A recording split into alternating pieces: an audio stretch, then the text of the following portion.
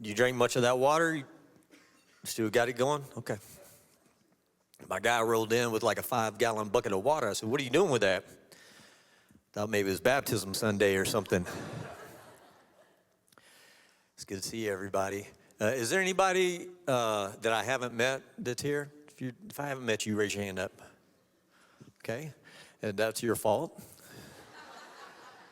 I wanted to meet you. But I do want to meet you afterwards. I love people, love your church. This is the best church ever, man. Come on, right? You got the best pastors ever. If you're new here, this is a great place to land. Also, if you're new here, this will be the only time you'll see me. And so if it doesn't go well, come back. Pastor Pam's preaching next week. She got a good word. So excited about that. Y'all got great preaching. But you know what you got better than that? Y'all just got great love and care and kindness. And if a lost person comes in here, it's going to be hard for them to not get found. And so thank you for what you guys are doing. Love this place. And y'all, every time I come, you guys are building new buildings and opening up new rooms. Pastor Richie was taking me around this morning, and we went into this one room. It's like this inner sanctum room. You probably don't know how to get there. But as we headed in there, there was like 40 people. And most of the people were only about 3 feet tall. And he said, those are my grandkids. And I said, yeah. What I realized today that wasn't as clear to me is the Browns know how to produce offspring. And they just keep it coming. They're the best church growth model we've got here in Amarillo. And it's so good. And you know what? It's great being a grandparent. I got 3 granddaughters. But y'all keep producing a lot of granddaughters too, right? Somebody needs to get some boys up in this place, because I'm looking for some arranged marriages. So if you got grandkids from 2 to 13, I got women for them. And we can even talk about maybe a dowry and how many cows you're bringing, or oil wells. We do oil wells too, so gas and mineral rights. We can just talk. So I just wanted you guys to know that up front. It's a great honor to be here. I love being in this place. My wife left me hanging a little bit. She's not here with us, but I do have a wife. We just celebrated 32 years, and that's dude, there's a lot to be said for going 32 years. We got stories, we got lots of joy, and then we got a couple of mishaps where I didn't do what she wanted, but mostly we got joy. And have been able to raise 3 kids. We successfully got them into adulthood, and the first kid has given us the 4 granddaughters, and so I'm needing the next 2 to start ponying up. They're a little slow, but another one's getting married in November. So they told us, yeah, we're thinking, maybe 4 or 5 years before we start having kids. So I've been praying in the Holy Ghost. Melanie said, that's not nice. And I said, we ain't here to talk about nice. I'm trying to get them grandchildren. So I'm praying against every obstacle that they would put in the way, whatever that is. And believing for them grandkids to get on coming. So, well, that's enough about me. We don't have to say, yeah. Come on, man. I'm just playing with you. I've had fun. Some of y'all thought you had a new greeter. It wasn't a new greeter. It was just me. So got to meet a lot of you guys as y'all were coming in this door right over here. And then I got my guys. They wanted me to make sure that I acknowledged their power. Where'd my coffee guys go? Bro, why y'all changing seats? You were sitting right there. They made you?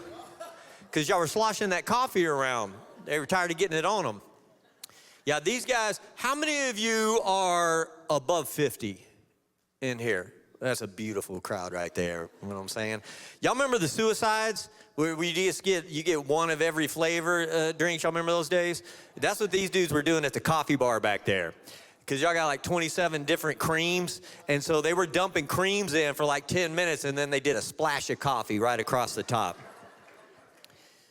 So if you're wondering where the creams have been going, there's the culprits. Well, we're going to talk about today something that some of you are probably experiencing right now in this moment. How many of y'all hungry? Yeah, so what I did is I made a dedication in the earlier service. I'm doing it again today in this service. I'm going to try to just keep talking so there's no dead air so that people can't hear your stomach growling. Because if you got one of them stomachs like mine, it lets everybody know. And there's no amount of ab tightening and coughing. Anytime I start here, all of a sudden somebody got smoker's cough in the service, that usually means they're trying to cover up their stomach growling. So I'm going to try to keep talking so there's no dead air. But yeah, as I was praying this morning, I've been praying for you guys over the last few weeks and getting ready. And then, but this morning, I just felt like the Lord wanted to encourage you today that if you've been thinking about throwing in the towel or giving up on your relationship, in your marriage, or with your kid, or with your parent, or with a friend, or even with the Lord, please don't do that. You can give up anytime. See, that's the great thing about giving up. You can give up anytime. Why give up now? See, it's a weird deal. You can throw in the towel anytime you want to. So maybe don't do it right now. Maybe just stay the course. Maybe do what Pastor Richie encouraged us to do and recognize, there are some times you got to fight. And I appreciate so much Pam and Richie because they're not saying this, well, I can't say, Pam, you're not a girly man, but from Richie's standpoint, he ain't a girly man, okay? They know how to fight. And they haven't had baby fights. They've had big fights, huge, gigantic battles that they've had to walk through and are still going. And so you've got great leaders in that. And so you can follow their example. And look, sometimes you don't have answers. Have you ever been in that place? It's annoying to not have answers. Haven't you ever, you're like, God, you keep telling me to trust you, and we singing this song, I trust the Lord, and he heard and he answered. You gotta learn the songs before you try to sing them. That's what I've learned over time. Yeah, well, here's the deal. Sometimes you ain't be feeling like trusting the Lord.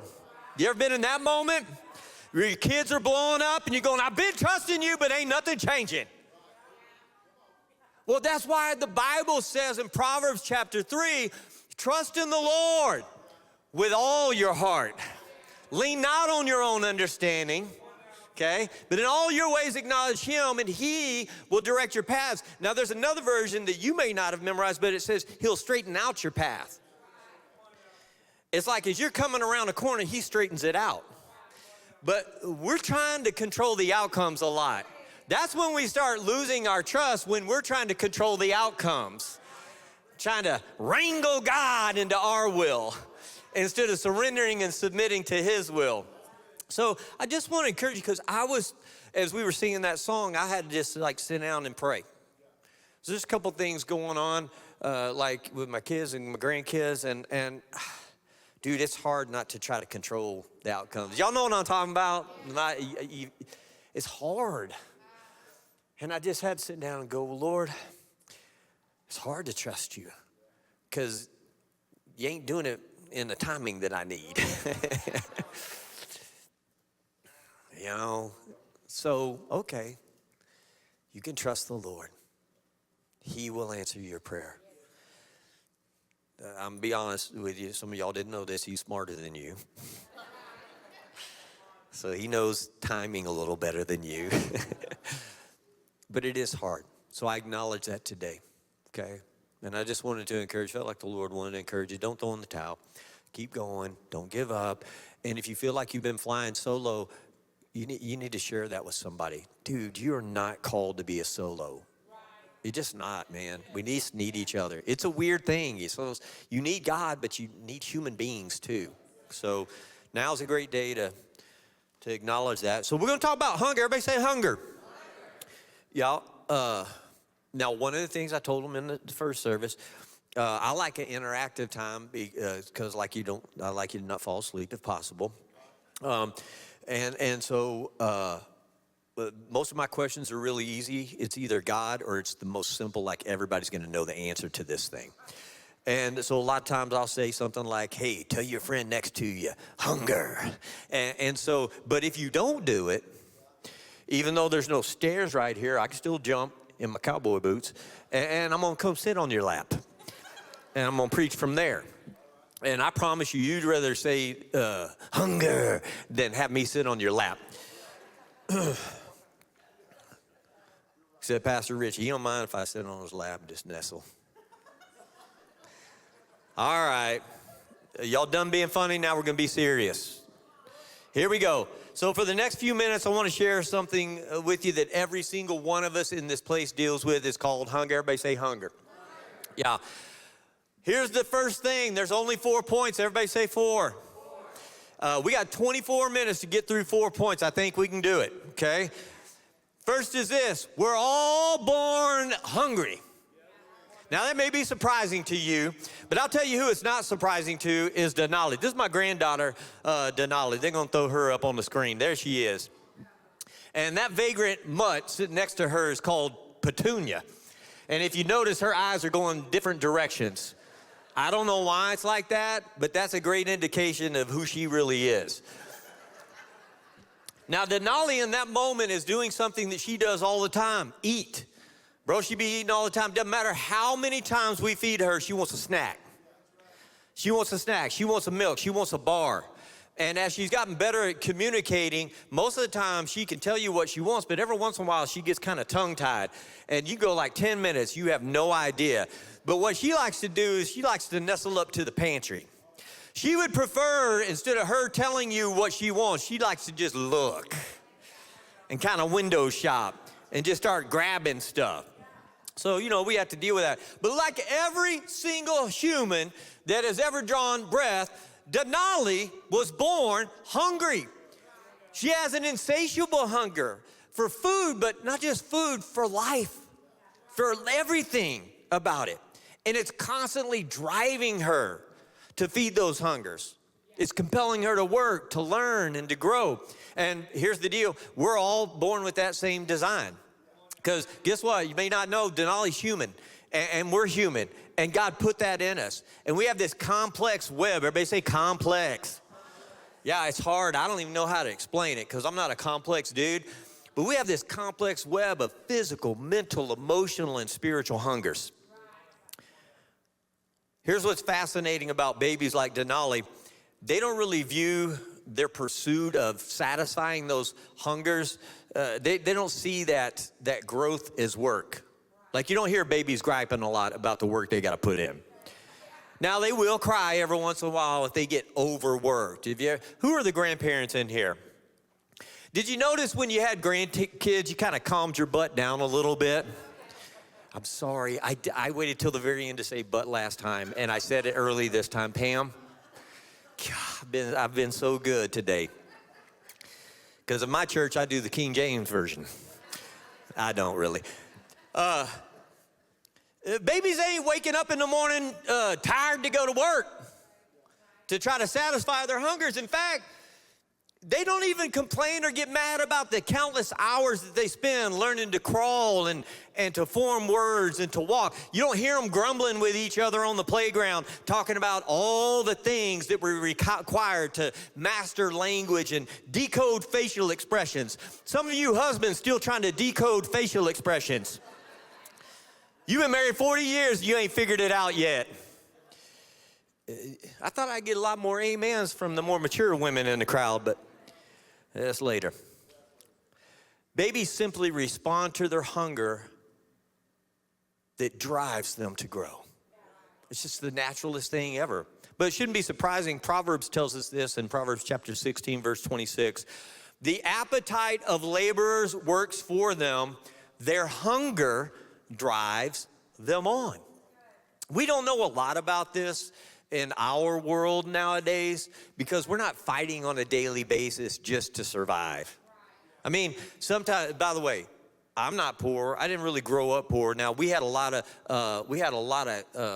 trying to remember, powdered milk. Some of y'all know about powdered milk? We didn't have a lot of money, but we at least had money for powdered milk. If you've never had powdered milk in your fake brand cornflakes, it ain't that good. So I'm not trying to mess with you if you're in a situation where you're poor, but you know, even a lot of times in our society, the poor among us still eat at some level, still have resourcing, still have availability. You know, it wasn't really so back in the old days. Back in Jesus' time and before, your hunger drove you on. It's not just ancient wisdom. This is actually the blueprint for existence. From your very first cry to your very last breath, hunger remains your constant companion. It's not your enemy. Tell your friend next to you, it ain't your enemy. I can tell who got in a fight in the car on the way to church, because y'all don't be looking at each other. Y'all just go, ain't your enemy.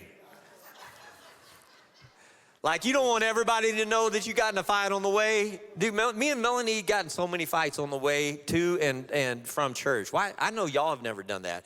It was like the devil. That was his game plan. Here's the two places that Melanie and I should never discuss meaningful things: in the car on the way to church, or when I'm in the shower. Melanie we learned this from our counselor. We went to some counseling. He said, hey, I'm noticing a pattern here. And I said, what? He said, I'm noticing you guys don't do very good when you're in the shower. And I said, what do you mean? He said, y'all when y'all talk about your big fights and your big explosions and stuff, it's because you've gotten in the shower. Now Melanie's got you captured, and she has a lot of stuff she needs to talk to you about. Start learning some stuff, people, to help you in your life. I don't know how we got off on that, but it's not your enemy. Hunger is actually your engine. It was divinely designed for you to cause you to want to work and propel you toward learning and growing and becoming. It's not an accident. Here's why we know this. Look, when your hunger dies, you stop growing. And when you stop growing, you die. And we're not just talking about physical death. Okay, this happens. Yeah, I mean, obviously we know if we stop being hungry, and many of us have navigated through this with elderly parents and grandparents, when the hunger goes, they're on their way out. But so many times it goes way beyond physical hunger. When you stop being hungry to grow mentally, emotionally, and spiritually, you're now headed toward death. Whatever category that is. And whatever relationship that's connected to. Babies like Denali, though, they're like the master class of holy hunger. They just can't help themselves. And it's like miraculous. When you think about babies, a lot of times you don't know some of these crazy stats. I mean, we know they grow fast, right? I mean, you see them growing up. And if you're a grandparent, you're like, God, they're growing so fast. They're growing so quickly. Here's a few stats about babies that you may not have heard before. Babies will triple their birth weight in their first year. So that means if you're 150 pounds today, 12 months from now, you'll be 450 pounds. That's a lot of putting on. I don't even know how in the world that happens. They're hungry to grow, and they do. Babies consume 25% of their body weight in milk daily. That'd be, again, if you're 150 pounds, like you drinking 38 pounds of milk a day. That's a lot. Bro, I know you be drinking your gallon back there of water. There's a lot more, okay? They grow an average of 10. By the way, I got to do timeout. I actually know the English language, and I write very well, but I don't speak very good. So I use a lot of double negatives. So if you're an English teacher or you're feeling sorry for me like I wasn't taught well, no, I can actually speak the English language. It's just not as fun. So, all right, back in. Yeah, babies grow an average of 10 inches in 12 months. And then newborns, they do this crawl thing, okay? You may not know. Anybody ever heard about the Olympics? You know how in the Olympics, in the first service, they didn't know about the Olympics that much. I asked that question. They were like, what, the Olympics? What's that? There's this thing called the breaststroke. I don't even know what it is. I think it's something like, does anybody know? Does anybody swim? Is it something like this? Oh, it's like this? I'm watching some of y'all's moves. I'm thinking, y'all don't know either. But babies, you put a little baby, I'm talking about straight infant, just born. You put a little baby laying down on its mom's abdomen, that baby will literally crawl up mama to get to the food source. They call it the breast crawl to get to the restaurant. And babies actually will do that kind of thing. Y'all might have missed that. Baby's brain is going to grow a lot in its first couple of years, 1,000 new neural connections per second. That's a lot, right? They can learn language at a rate of 9 words a day. They can distinguish between 150 different facial expressions. Again, men, take notice. But it's not just the mental stuff, the physical stuff. Here's the cool part. Babies have this innate hunger to grow in connection and to grow emotionally with other human beings. From the very first moment of birth, you put them in a room with other babies and one of the babies starts crying, the other ones will start crying. And it's not a copycat thing, it's because of the empathy that they feel. And they don't even know how to describe it. They can recognize and very much prefer their mother's voice just within hours of birth.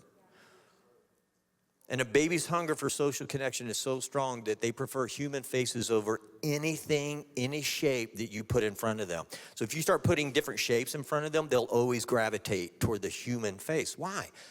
Because God stuck that in them from birth. Hungry to grow. So you may be going, bro, I didn't come to church here all about these babies. Well, look, all I'm saying here is everything that I just shared is just to remind us that babies are literally designed to be hungry for everything. But they're hungry in the ways that all of us are hungry because they're human. So it's not surprising that Jesus uses these little ones as an illustration. One time he's out on the street. You know, Jesus did a lot of street preaching. He did some church preaching, but not really like in the inner part of the church. He was typically out in the lobby preaching. But he was out on the street and he was walking along there in Jerusalem, and his disciples were arguing. They had a lot of problems. They were always arguing about stuff. And one of the things they were arguing about which was who's the greatest. You know, who's going to be the greatest in the kingdom? And Jesus' answer kind of turned it upside down on Matthew chapter 18. It says, calling to him a child, he put him in the midst of them and he said, truly I say to you, unless you turn and become. Say that with me. Turn and become. Let's try it one more time. Turn and become. Unless you turn and become like children, you will never enter the kingdom of heaven. Whoever humbles himself like this child is the greatest in the kingdom of heaven. And you know, in Luke's rendition, Jesus is pulling the child up into his lap. Something that a religious leader would never have done out in public in that day. For years, I interpreted this as just purely a lesson about childlike humility. Hey, you know, you need to be humble and you need to be kind of innocent. But I think there may be a deeper truth hiding in plain sight here. Maybe Jesus was also pointing to children's insatiable hunger to grow. Babies are just smaller versions of us. And when you humble yourself, you become hungry again. To enter the kingdom, Jesus teaches, you got to shed this, hey, I got it all together armor. To get into the kingdom, you got to kind of get rid of this, oh, I'm good. I'm good. We got to reclaim that childlike hunger that God designed us to have. And when Jesus commands us to turn and become, you're going to have an opportunity today to do that very thing, to turn and become. You get to choose. I wish I could control you, but I can't. You get to choose. When Jesus is asking us to turn and become, he's not asking us to be childish. He's causing and calling us to rediscover that childlike hunger that God designed for us from the very beginning. You remember Denali? She funny, right? She got that food all over her face, got them snaggle tooths, hair going everywhere. She's hungry everywhere she goes to learn, to grow, to become. The appetite of laborers works for them. Their hunger drives them on. You know, there was another passage where Jesus was talking to one of the religious leaders, and he said, truly, truly, I say to you, unless one is born again, he cannot see the kingdom of God. Think about these words, born again. Every birth brings about God-designed hunger. Everything that's new, every new beginning brings about this holy appetite. How many of you ever got married? Yeah, bro, you were slow raising your hand. You ever get that hand up? I know you think about the McDonald's, but bro, hold on now. You got your girlfriend there, y'all arms locked. I saw y'all trying to kiss a minute ago. When you got married, you were hungry. Woo! Ha. You were hungry to see them in the morning. You were hungry to see them after work. You were hungry to partake in the marital bliss that comes along with marriage.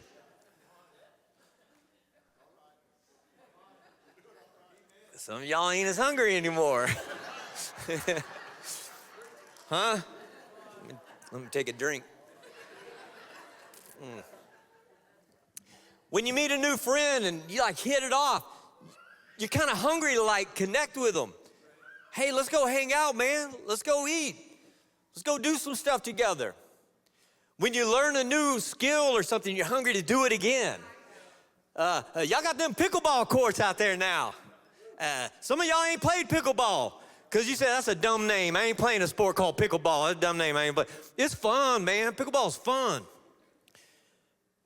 Some of y'all just learning how to do it and you want to keep playing it more and more. That's what happens. When there's a new beginning, there's a new hunger. Everything that is born hungry. And it's not a flaw, it's actually your divine design. It's what God created. He wove into your DNA. Now, to the chagrin of most people, a lot of people, not most people, hunger's permanent. You can't get rid of it. Because again, if you stop being hungry, you stop growing. If you stop growing, you die. Here's what I want you to know. God created you to grow you. So just look at your friend next to you and say, He created you to grow you. A lot of times I hear people saying, oh God, if you just take this hunger from me. Anybody ever said that kind of prayer?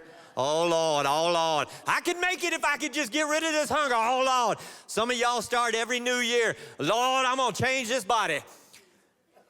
And then about 3 days in, Lord, if you could just take this hunger.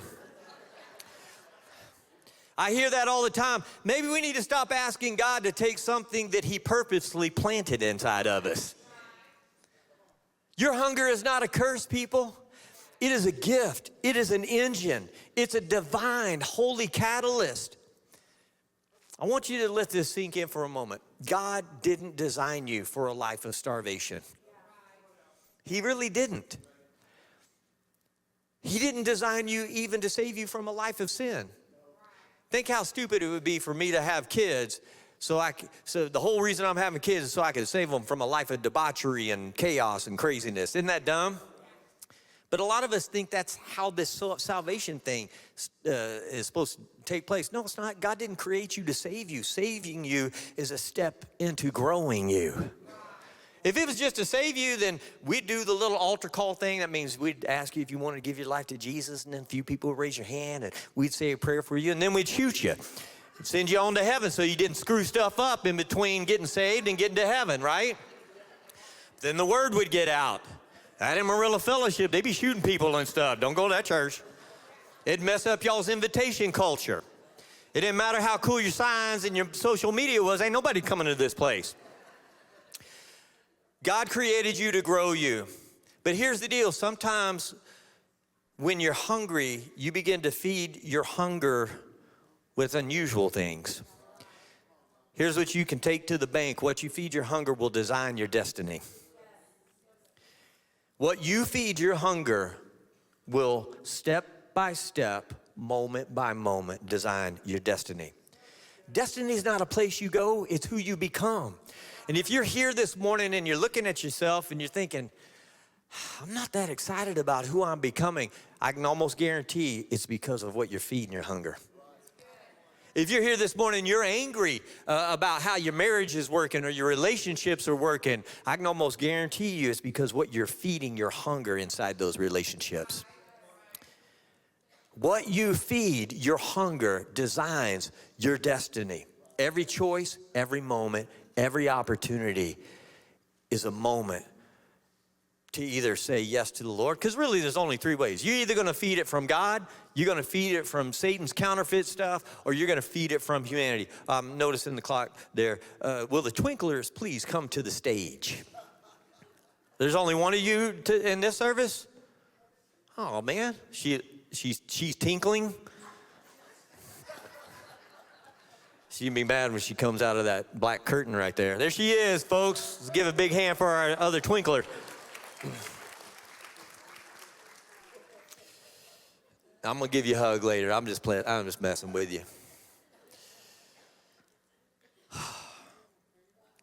This is the last point.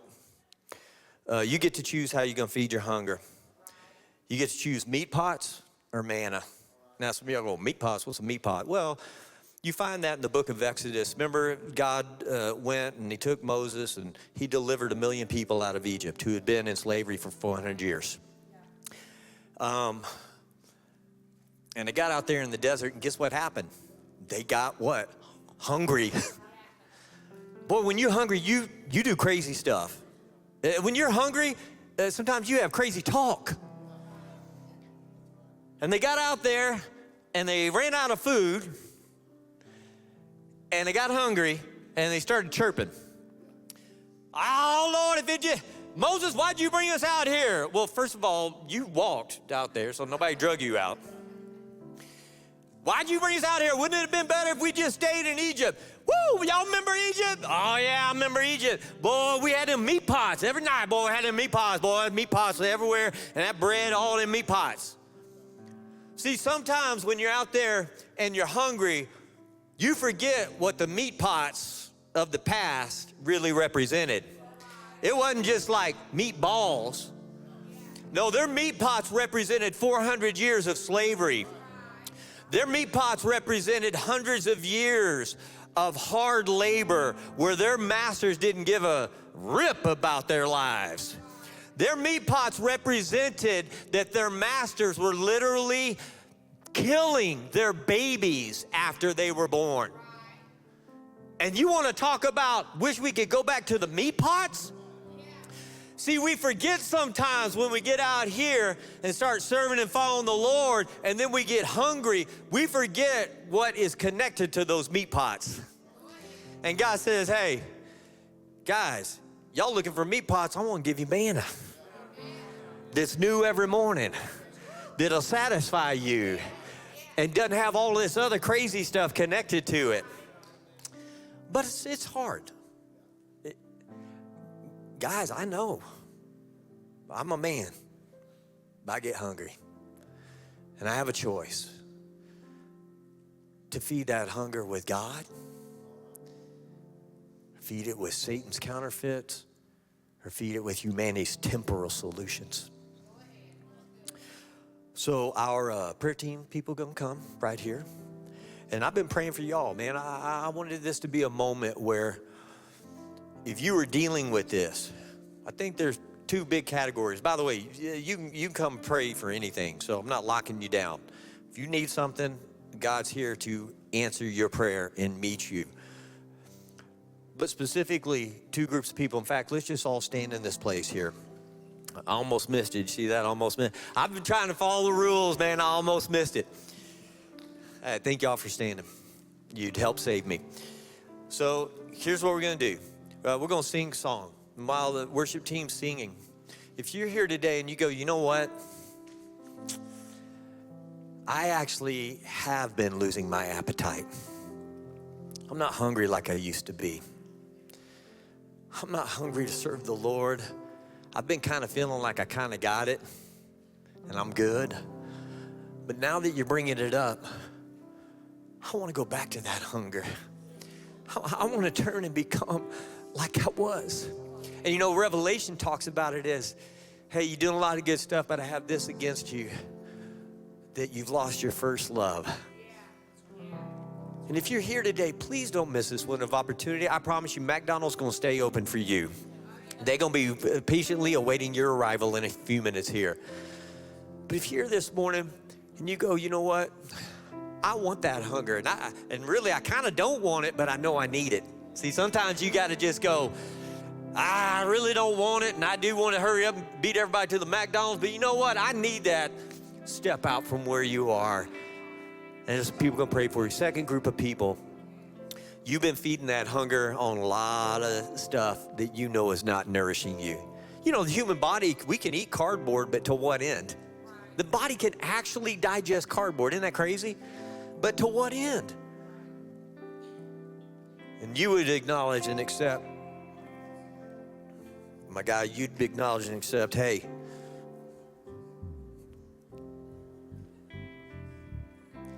we're good. I'm telling you, dude, I feel like the Lord's wanting to encourage you on this. You would acknowledge this morning and go, yeah, you know what? Maybe I've been feeding that hunger stuff that God doesn't want me to feed. I need to get that settled in. And going solo is not the way. That's why I challenge you, step out from where you are. If this even remotely connects to you as we pray, step out from where you are, grab hands with one of these prayer partners, tell them what the situation is, and you guys see a breakthrough here today, okay? Let's do that.